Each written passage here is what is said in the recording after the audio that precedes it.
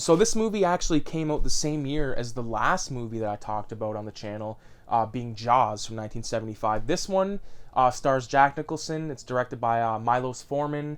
It's shot by Haskell Wexler, and it was based on the novel by Ken Kesey.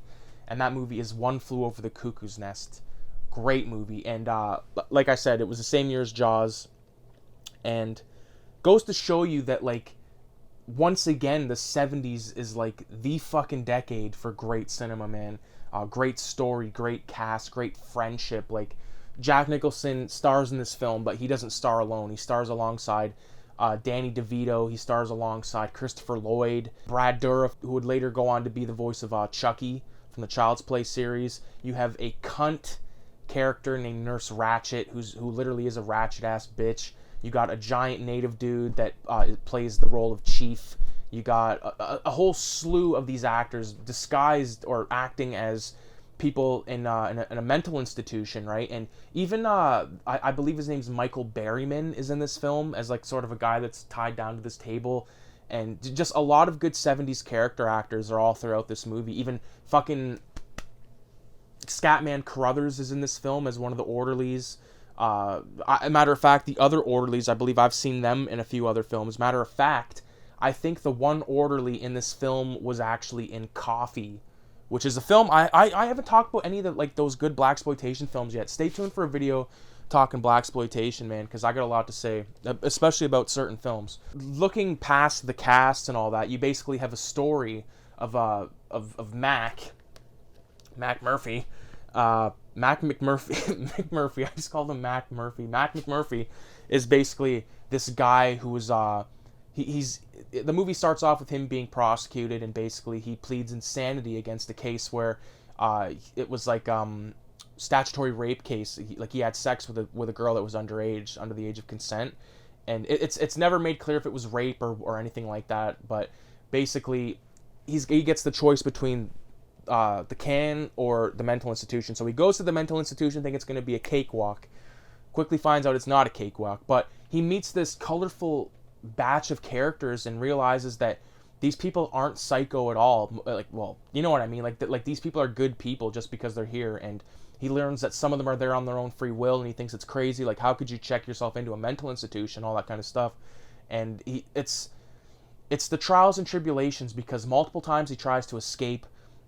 There's a great scene where there's like this huge party. He gets these chicks to come in, like bunch of booze and all that, and they throw this huge fucking bash. Scatman Carruthers is passed out in the back, pissed drunk. Brad Dourif's character, something tragic happens to him in that scene. Spoiler alert, but man, and not only that, there's countless other scenes. Like, there's a scene where they escape. Jack Nicholson manages to get everyone escaped at the same time. And actually, they were all going on a school bus, and he commandeers a school bus, takes them to this fucking dock. They get on this huge yacht, and they go fishing, you know? And then they come, like, nothing's better in this film than when they go up to this boat, and Jack Nicholson is starting to, like, you know, take the ropes off the boat and so they can sail off. This fucking dude comes out of nowhere. He's like, "What are you guys doing?" He's like, "Oh, no, we got this chartered. We're going fishing." And he's like, "These are all doctors." And he goes, he's, like, naming off all the guys, and he's like, the one guy, let's just say his name's Johnson. He's like, Dr. Johnson, the famous Howard Johnson. Like, do you know how Jack Nicholson is? He's got, like, all those nuances. Like, he's one of those guys that can be himself in, like, every movie and steal the show and not do, like, the overacting as yourself bit that a lot of fucking actors do, especially nowadays. I.e. Robert Downey Jr., fucking that one goof cocksucker from the Deadpool movie, not Ryan Reynolds, but his fucking douchebag friend with the glasses that works the bar. Fuck that guy. That is the death of cinema right there. People would puke.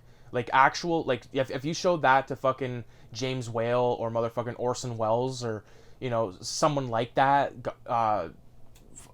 what's his name? Akira Kurosawa. If you showed him that kind of acting, he would literally laugh.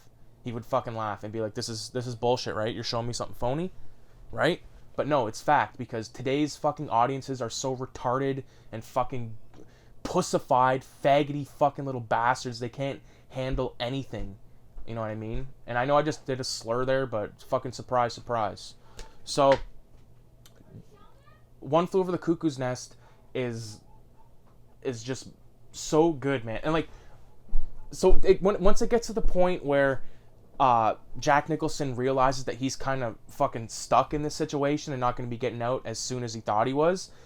But basically, the after events of the party that they have really dictates the rest of the film, because Jack Nicholson, who was so eager to get out of this mental institution, sees what happens to Brad Dourif's character, and he gets so infuriated that he ends himself getting sedated and lobotomized, which is very sad because the one character, Chief, who's the big native guy, for the whole movie, he's acted like he can't talk, but he talks to Mac, and it's sad because once he's lobotomized, Chief takes him out, and I think it's a very classy move to do, because this is his buddy.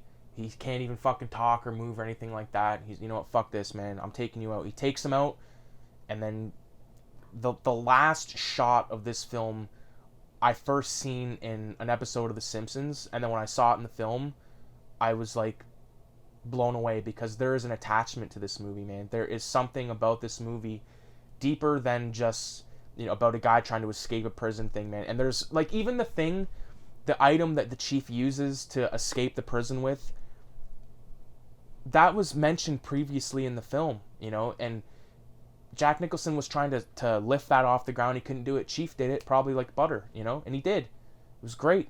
So this is a great example of 70s cinema for sure, man. I appreciate everybody for watching and leaving comments, subscribing, all that stuff. Check out the Facebook page. The link will be in the description. And with that being said, adios.